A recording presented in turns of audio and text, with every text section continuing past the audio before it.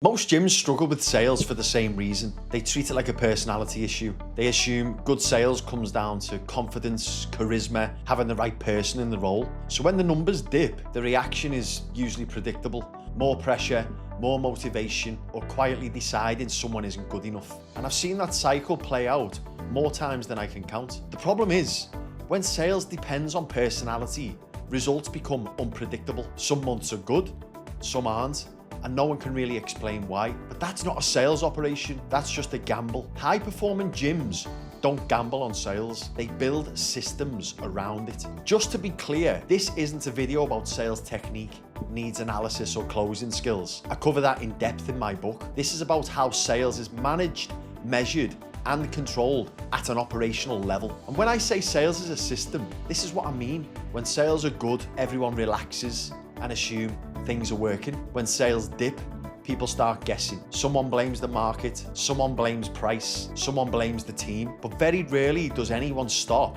and ask whether the system itself is actually doing what it's supposed to do. But serious operators, they look at sales differently. They understand that sales performance is predictable, not because people are robots, but because behavior follows structure. If you put average people into a good system, they will perform well. If you put talented people into a bad system, they will struggle.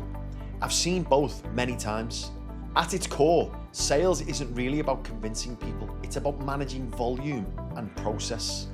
How many real conversations happen? How many appointments get booked? How many people actually show up? How many tours convert? Those things aren't emotional, they're practical. If conversations drop, sales drop. If follow-ups slip, conversion drops. If attendance drops, everything downstream suffers. That's not sales theory, that's operations. This is also why motivation really fixes sales problems. Motivation can increase effort for a short while, but it doesn't fix broken processes. You can't motivate your way out of missed calls. You can't motivate your way out of poor follow-up. You can't motivate your way out of no-shows. Those are system issues. And until the system changes, the same problems keep repeating no matter who's on the floor. Another common mistake is confusing activity with effectiveness. You'll hear things like, we're busy, or leads are strong, or the team's working hard, and that might all be true, and still completely irrelevant. A proper sales system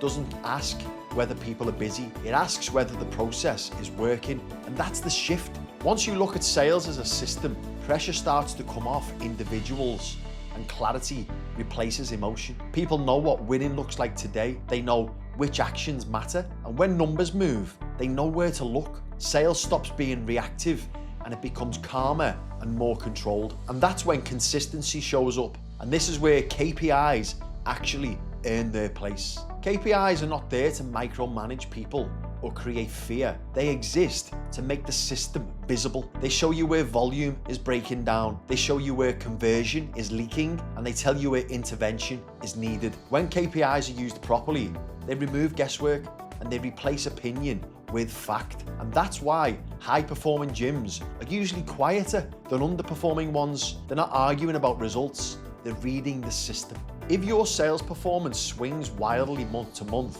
it's rarely a people issue, it's almost always a system issue. And changing people without fixing the system just resets the cycle. Same problems, different faces.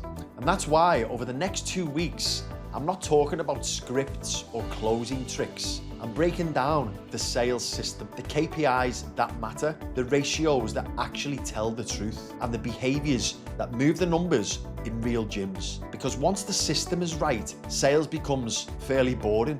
And boring is exactly what you want. Predictable, repeatable, controllable. If you're a GM, an owner, or a sales manager, here's the mindset shift I want you to take away from this. Stop asking who's not performing. Start asking which part of the system isn't working. That one question changes how you manage sales completely.